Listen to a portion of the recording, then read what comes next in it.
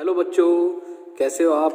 बेटा आज कक्षा 12 की फिजिक्स में जो चैप्टर नंबर 6 है सरल परिपथ, आज ये शुरू करते हैं हम, यानी कि सिंपल सर्किट। तो इस चैप्टर में सबसे पहला जो टॉपिक है वो है वैद्युत सेल, यानी कि इलेक्ट्रिक सेल। ये जो वैद्युत सेल होता है ये क्या होता है, किसे कहते हैं हम, इसको हम सबसे पहले समझ लेते हैं।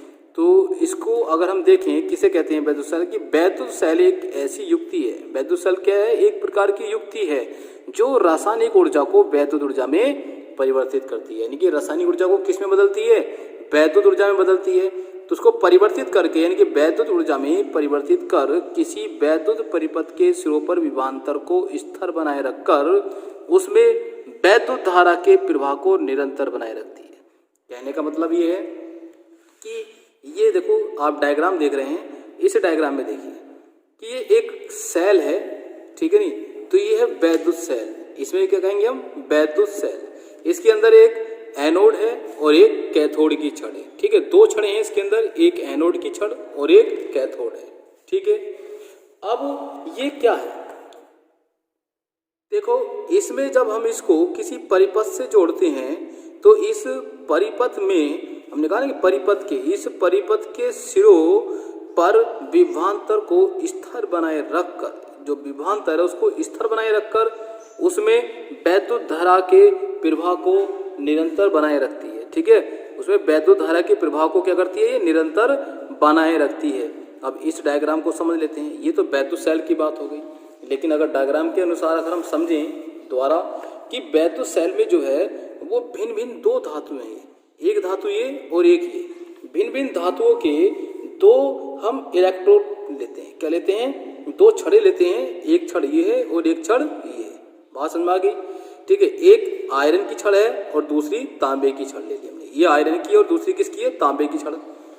तांबे की एनोड होगी और कैथोड जो है वो आयरन की छड़ होगी। इन दोनों छड़ों को हम इलेक्ट्रोड क्या कहते हैं, इनको क्या कहते हैं हम दोनों छड़ों को, इसको भी, इसको और इसको, इन दोनों को कहते हैं हम इलेक्ट्रोड। इलेक्ट्रोड क्या कहते हैं, इसको हम इलेक्ट्रोड कहते हैं। बात समझ में आ गई। ये इलेक्ट्रोड एक अम्लीय, ये जो है अम्लीय है, एक अम्लीय अथवा क्षारीय विलयन, इसको हम कहेंगे अम्लीय विलयन होगा या फिर ये क्षारीय विलयन, अम्लीय या क्षारीय, अम्लीय या क्षारीय विलयन। ये अम्लीय या क्षारीय विलयन में जो है ये डूबी रहती हैं दोनों, ठीक है। ये दोनों छड़ें अम्लीय क्षारीय विलयन में डूबी रहती हैं। तो ये विलयन जो है, जो अम्लीय और क्षारीय विलयन है, इसको हम कहते हैं वैद्युत अपघट्य। क्या होता है ये, वैद्युत अपघट्य। तो इस वैद्युत अपघट्य में इन्हें डुबाने पर एक इलेक्ट्रॉन, यानी कि एक जो इलेक्ट्रोड है ये वाला धनावेशित हो जाता है और दूसरा इलेक्ट्रोड ऋणावेशित हो जाता है, जिसे हम कहते हैं धनावेशित को एनोड और ऋणावेशित को कहते हैं कैथोड। जब इन दोनों इलेक्ट्रोडों को परस्पर चालक तार से जोड़ते हैं, ये ऊपर क्या है, चालक तार है, इस चालक तारों से हम जोड़ते हैं तो इस तार में आवेश का प्रवाह होने लगता है। देखो इस तार में क्या होगी, ये देखो एरो का निशान दिखाई दे रहा है आपको, ये क्या है, धारा, यानी कि विद्युत धारा, करंट। इस करंट का इसके अंदर प्रवाह होने लगता है।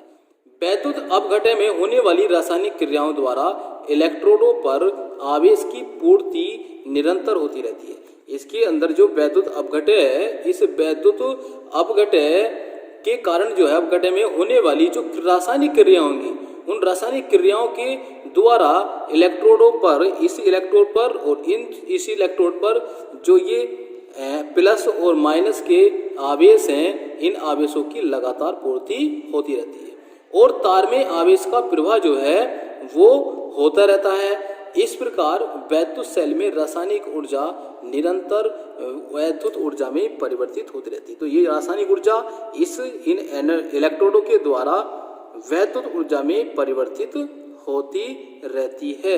यही वैद्युत सेल है, इसे कहते हैं वैद्युत सेल। अब वैद्युत सेल के दो प्रकार होते हैं, पहला है प्राथमिक सेल और दूसरा है द्वितीयक सेल, या जिसे कहते हैं हम संचायक सेल। इसके जो प्रकार हैं, पहला सेल कौन सा है, प्राथमिक पहला सेल है, इसके प्रकार प्राथमिक सेल, ठीक है, पहला सेल, जिसे हम प्राइमरी सेल भी कहते हैं। ये क्या होता है, इन सेलों में जो ऊर्जा होती है वो इरिवर्सिबल होती है, यानी कि अनुत्क्रमणीय रासायनिक क्रियाओं द्वारा वैद्युत ऊर्जा परिवर्तित होती है। प्राथमिक सेलों में क्या होता है, ऊर्जा कैसी होती है, अनुत्क्रमणीय द्वारा, अनुत्क्रमणीय, ठीक है नहीं,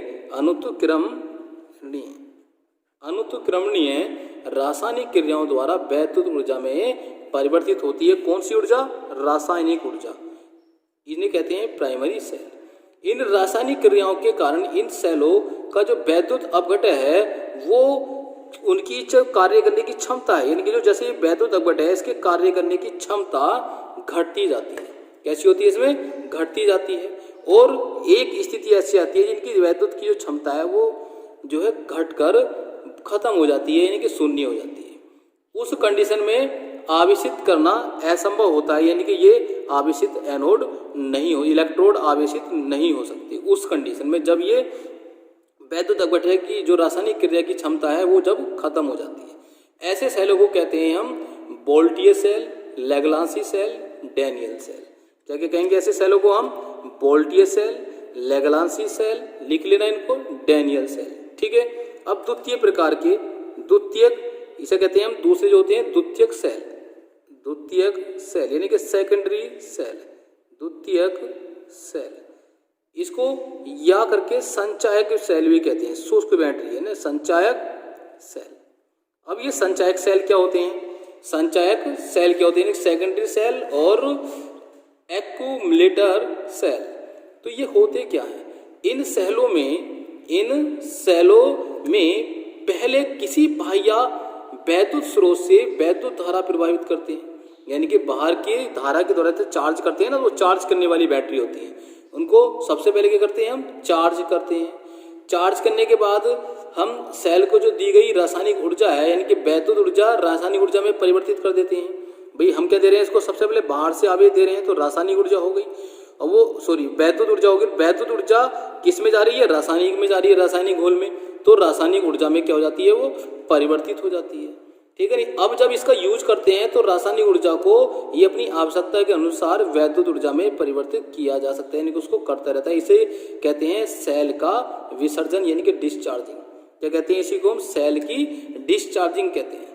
इस प्रकार द्वितीयक सेल में होने वाली जो रासायनिक क्रियाएं हैं वो कैसी होती हैं, रिवर्सिबल होती है, अर्थात उत्क्रमणीय होती हैं।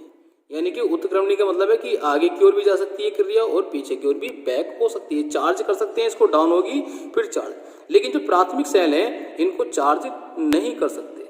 इसके अंदर रासायनिक घोल डालते हैं, उस घोल के कारण ही वो चार्ज हो जाता है अपने आप सेल, ठीक है ना, ये प्राथमिक सेल। अब ये एग्जाम्पल बताया था कि कौन सा एग्जाम्पल था, लैग्रांसी, बोल्टियर और डैनियल सेल जो होती है वो इसी प्रकार के सेल होते हैं। यहाँ पर सीसा संचायक सेल जो द्वितीयक सेल है कैसे होते हैं, सीसा संचायक सेल, क्षारीय संचायक सेल, ये दोनों सेल रिचार्जेबल होते हैं, बाहर से रिचार्ज करते हैं, खत्म हो जाता है आवेश तो फिर दोबारा इनको रिचार्ज कर लिया जाता है। एक छोटा सा टॉपिक और ले लेते हैं, अगला टॉपिक है हमारा सेल का विद्युत वाहक बल, जिसे हम इंग्लिश में, हिंदी में मतलब इंग्लिश में कहते हैं EMF, शॉर्ट में कहते हैं EMF। इसकी फुल फॉर्म होती है electromotive force of cell. Cell का EMF यानी कि विद्युत वाहक बल यानी कि इलेक्ट्रोमोटिव फोर्स, ये होता क्या है, एकांक आवेश को सेल सहित, जो एकांक आवेश है उसको सेल सहित पूर्ण परिपथ में एक बार प्रभावित करने में सेल द्वारा दी गई ऊर्जा को सेल का विद्युत वाहक बल कहते हैं। इसे ई से प्रदर्शित करते हैं। ऐसे भी कह सकते हैं कि एकांक आवेश को, सेल के किसी एकांक आवेश को परिपथ में एक बार प्रभावित करने में सेल द्वारा जो दी गई ऊर्जा होती है उसे सेल का विद्युत वाहक बल कहते हैं। इसे ई से प्रदर्शित करते हैं, ठीक है, किससे करते हैं हम इसको, ई से प्रदर्शित करते हैं। अब मान लें कि यदि क्यू कुलाम का कोई आवेश है, वो आवेश को सेल पूरी तरह से परिपथ में एक बार प्रभावित करने में सेल को दी गई ऊर्जा कितनी हो, ऊर्जा W जूल हो, तब विद्युत वाहक बल यानी कि E = W/Q होगा। इसका जो मात्रक है वो कितना होगा, W का मात्रक जूल और आवेश का मात्रक कुलाम, तो कितना हो जाएगा, जूल प्रति कुलाम। इसका मात्रक हो जाता है EMF यानी कि इलेक्ट्रोमोटिव फोर्स का। कितना हो जाता है इलेक्ट्रोमोटिव फोर्स का। देखो यदि हमने क्या बात की, यदि क्यू कूलाम का आवेश को सेल सहित पूरे परिपथ में एक बार प्रभावित करने में जो दी गई ऊर्जा है वो कितनी है, W जूल हो, तो तब विद्युत वाहक बल E = W/Q जूल प्रति कूलाम हो जाता है। ठीक है, वैद्युत वाहक बल का जो मात्रक है वो कितना है, जूल प्रति कूलाम अथवा वोल्ट होता है। क्या होता है, अथवा वोल्ट। ठीक है, क्या होता है, वोल्ट। यदि परिपथ में Q का जो मान है वो = कितना हो, 1 कूलाम हो, 1 कूलाम, और दी गई जो ऊर्जा है वो W = 1 जूल हो, तब विद्युत वाहक बल E = हो जाता है W का मान 1 = 1 यानी कि 1 वोल्ट।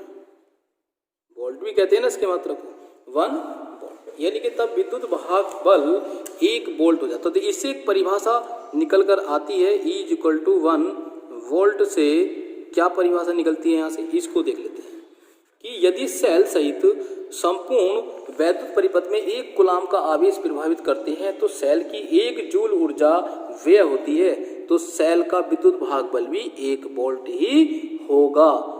ये इसकी परिभाषा यहाँ से स्पष्ट होती है।